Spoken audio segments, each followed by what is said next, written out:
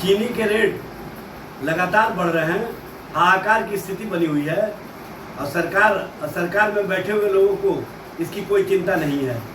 आम आवाम त्यौहार का समय आ रहा है, कैसे अपने घर में खुशियां मनाएंगे, कैसे हर घरों में जो चीनी के माध्यम से चाय पहुंच जाता था और जो नरेंद्र मोदी जी खुद प्रचार करते थे कि हम चाय बेच करके देश के प्रधानमंत्री बने हैं, नरेंद्र मोदी जी कम से कम इस बात का तो ख्याल रखे होते।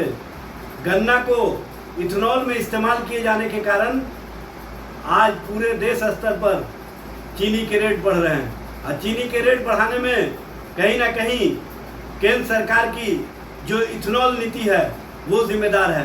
इसके प्रति सरकार और सरकार के स्तर से कोई घोषणाएं नहीं की जा रही है।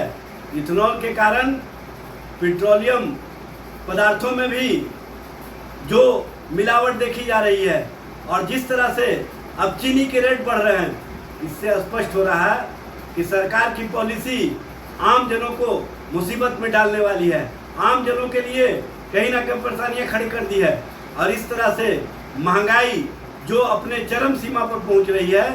अब तक सरकार में बैठे हुए लोग सिर्फ बयानबाजी कर रहे हैं। बयानबाजी से काम नहीं चलेगा, स्पष्ट नीति सामने आनी चाहिए कि गन्ना से इथेनॉल बनाने वाली नीति समाप्त होनी चाहिए। और इतना ही नहीं, इथेनॉल चावल से भी बन रहे हैं और मक्का से भी बन रहे हैं, उसके भी रेट तेजी से बढ़ रहे हैं। आखिर देश के आम आवाम को सरकार और सरकार की पॉलिसी कहाँ पहुँचाना चाहती है? देश के अंदर जिस तरह से महंगाई बढ़ रहा है, गरीब वर्ग के लोगों के लिए जीना मुहाल हो रहा है। सरकार इस पर ध्यान दे।